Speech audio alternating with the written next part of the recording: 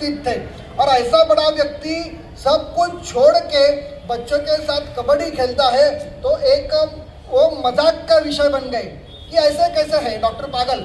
वो बोलते थे ये डॉक्टर हेडगेवार बोलता है कि हम हिंदुओं का संगठन खड़ा करेंगे, ये कभी भी नहीं हो सकता, यह अशक्य प्राय बात है। ऐसी सब लोग चर्चा करने लगे।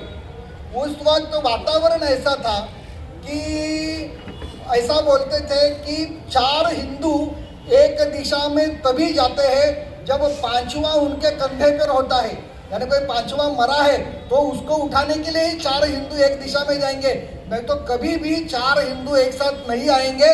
ऐसा वातावरण उस कालखंड में था। हिंदुओं का संगठन करना यानी क्या करना, तो उस जमाने में मजाक में ऐसा कहा जाता था कि जो मेंढक है वो मेंढक को तराजू में तोलना यानी हिंदुओं का संगठन करना।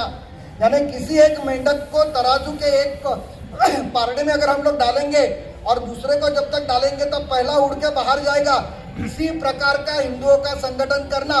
ऐसा मजाक सभी लोग डॉक्टर हेडगेवार जी का उड़ाते थे।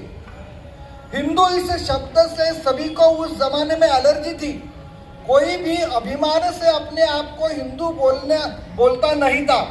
उस जमाने में हमको मालूम है कि अपने देश के एक बहुत बड़े पंतप्रधान हुए थे, उन्होंने उनके जीवनी में लिखा है by an accident I am a Hindu, केवल अपघात से मैं हिंदू हूँ। ऐसा अगर अपने देश का एक बाद में पंतप्रधान बना हुआ व्यक्ति उस कालखंड में बोलता है तो अपने समाज की स्थिति क्या होगी यह हम लोग सोच सकते हैं। और ऐसी स्थिति में एक व्यक्ति खड़ा होकर कहता है कि मैं हिंदुओं का संगठन खड़ा करूंगा और जो भी कुछ प्रचलित मार्ग है उस मार्ग के विपरीत मार्ग में मैं चल के दिखाऊंगा, तो एक उपेक्षा की तरफ समाज उसकी ओर देखने लगा।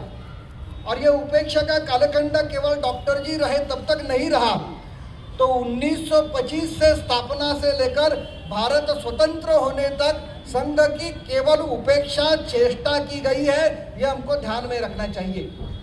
सभी संघ ने कभी भी ऐसे जो उपेक्षा करते हैं उनकी चिंता न करते हुए हमको जो मार्ग चुना है उस मार्ग पे चलना है, यह आत्मविश्वास रखकर उन्होंने काम करना शुरू किया। डॉक्टर जी कहते थे कि संघ हिंदुओं का संगठन करना है वो केवल अच्छा भाषण देकर होने वाला नहीं है।